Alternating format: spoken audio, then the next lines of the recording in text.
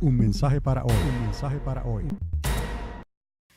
Y espero que las reciba y deje que Dios le dé el crecimiento. Tema a Dios y escuche bien lo que les voy a decir. En esta mañana les voy a hablar del nuevo orden de Dios.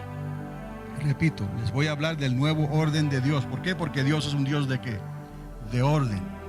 Entonces, este nuevo orden no tiene nada que ver con el nuevo orden que las naciones de la tierra quieren traer, porque el nuevo orden de las naciones de la tierra no incluye a Dios, pero el nuevo orden de Dios incluye la vida eterna, y para ahí queremos ir. Sea sabio, pese la eternidad, donde usted y yo vamos a pasar la eternidad. Pese eso, a ver si lo que el mundo te puede dar vale más que eso.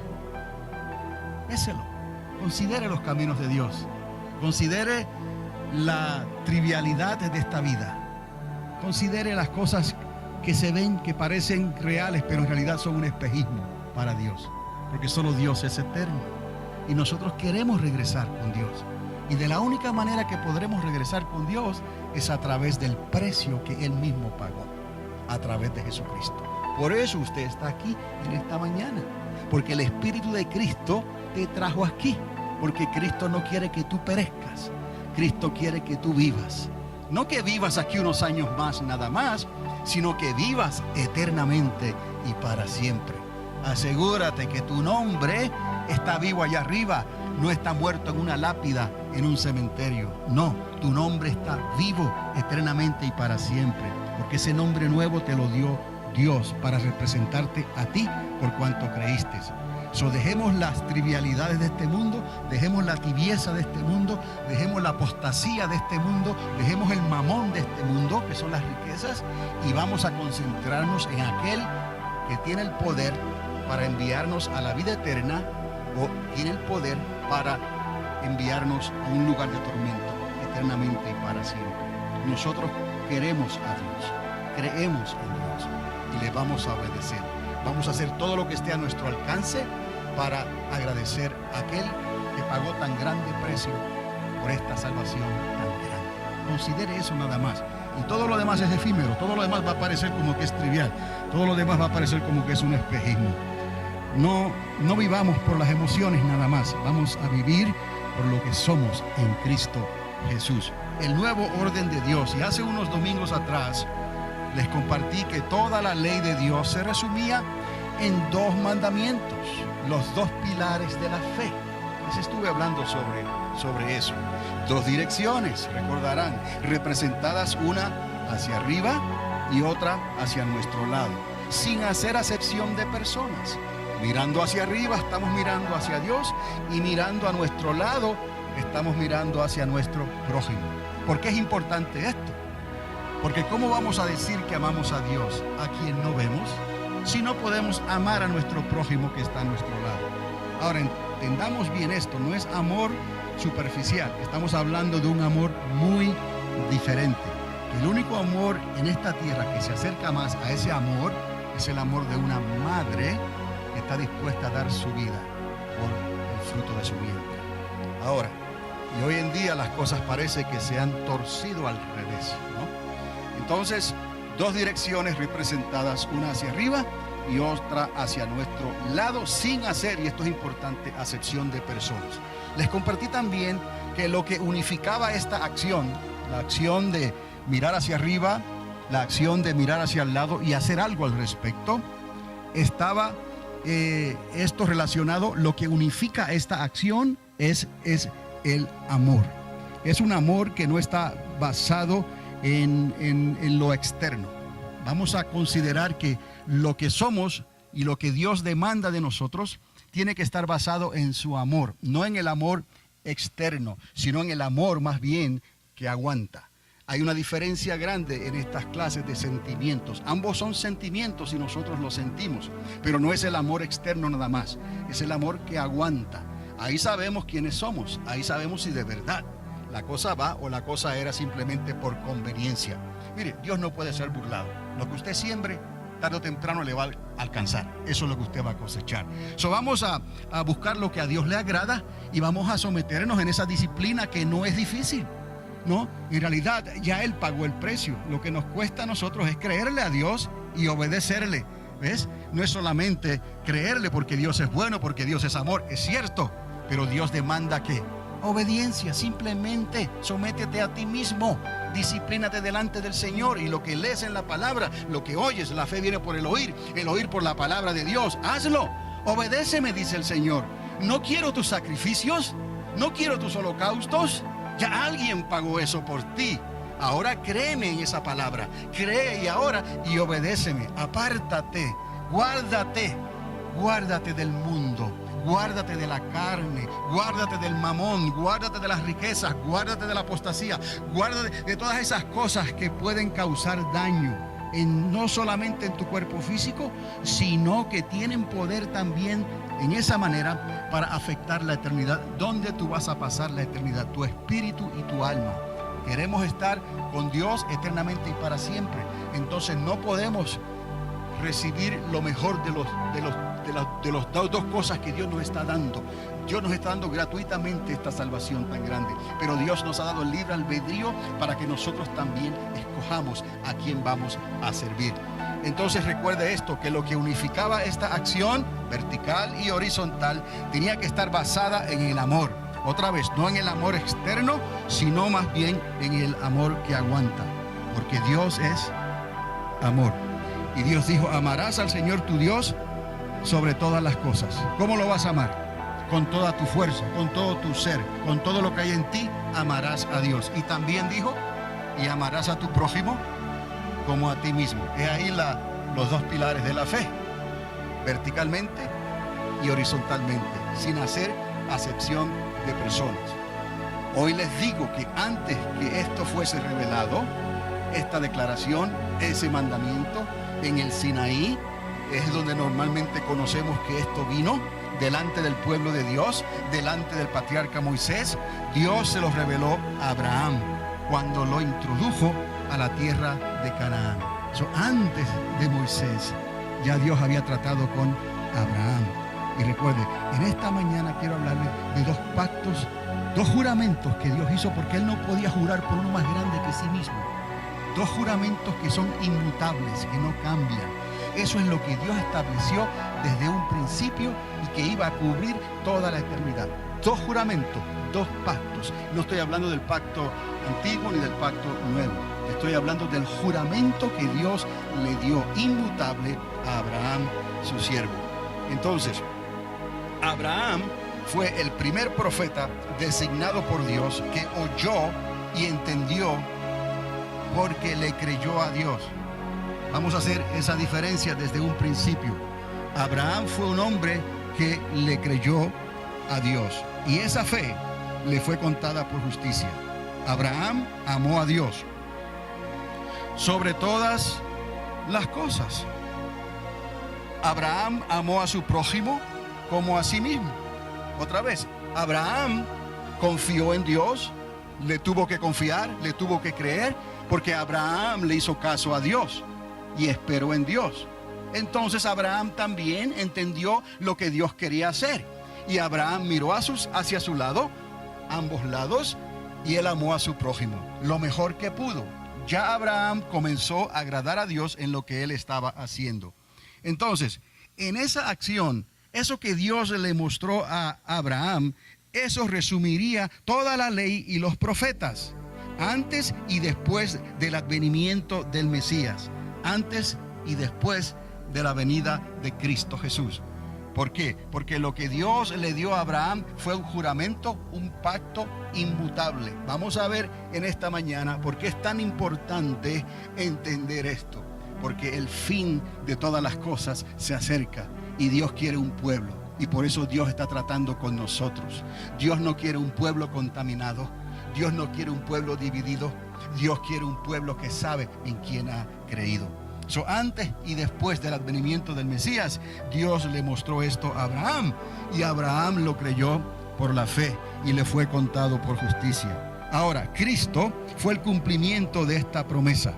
De esa promesa que Dios le dio a Abraham, El Señor, el Mesías, el Cristo, fue el cumplimiento de esa promesa. Y lo que Cristo hizo fue que Cristo le abrió la puerta a toda la humanidad, sin hacer acepción de personas. Estamos viendo aquí que ya alguien trató de amar a Dios primeramente sobre todas las cosas, y trataron también de amar al prójimo, pero en realidad no lograron hacerlo completamente como el objetivo que Dios había establecido para ese pueblo que Dios llamó y lo separó para que fuera luz a las naciones de la tierra.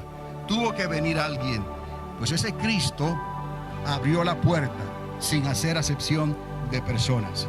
Abraham funcionaría como el primer sacerdote y levita, y de ahí que le diese sus diezmos a Melquisedec, aquel rey de paz, rey de justicia, estableciendo el nuevo orden de Dios. Esto es importante porque fue en Melquisedec donde Dios manifestó entonces el nuevo orden de Dios conforme a esa orden de Melquisedec. Pero ese pacto primero que hizo Dios con Abraham, ese juramento inmutable, no podía cambiar. Dios le mostró algo a Abraham que no podría cambiar. Y luego Dios hizo algo con el Mesías que no podría cambiar. ¿Y quiénes iban a ser los beneficiarios de ese pacto, de ese juramento, de esa acción? Nosotros, la raza humana, para que fuéramos comprados otra vez y pudiéramos regresar a la eternidad con el Padre. De tal manera amó Dios al mundo. Cuán grande es Dios, que nos amó y nos dio la oportunidad de ser redimidos, de ser comprados, de ser injertados en la vida, para que tuviésemos la vida eterna y no tuviésemos nosotros que andar a tientas por ahí buscando los ídolos, buscando cosas que no entendemos, sino que hemos comprendido claramente el amor de Dios y el camino que Dios nos dio y el camino que Dios estableció para que fuésemos restituidos en la eternidad con el Padre. Gracias al Padre por el Hijo y gracias al Hijo por el Espíritu Santo, que lo hace posible y lo sigue haciendo posible hoy, porque Él es el que está hablando a tu corazón en esta mañana. Él es el que va a recordarte estas cosas más adelante para que vivas en el temor de Dios y verdaderamente le puedas servir. Él dijo: mi yugo es fácil, ligera es mi carga. Simplemente cree y obedécele. No golpees tu cuerpo como el que golpea al aire. Disciplínalo en la obediencia. Sométete en el dominio propio. Teme a Dios. Sé responsable. Sé obediente. Y todo lo que hagas va a prosperar. Entonces, Abraham funcionó como ese primer sacerdote y como ese primer levita. Y de ahí que le diese sus diezmos al rey de paz. Ahora, pasarían 2000 años antes de que se manifestara ese glorioso Mesías que le había sido prometido a Abraham. 2000 años. Entonces, como sacerdote, Abraham puso a Dios primero sobre todos sus asuntos, sobre todos sus bienes, y le amó con todas sus fuerzas. Ese fue el ejemplo de Abraham. Como levita, sirvió a su prójimo e intercedió aún por sus enemigos y salvó a Lot, su sobrino, y a sus 2 hijas del juicio de Dios. Eso fue lo que hizo Abraham. Abraham salió de una ciudad idólatra.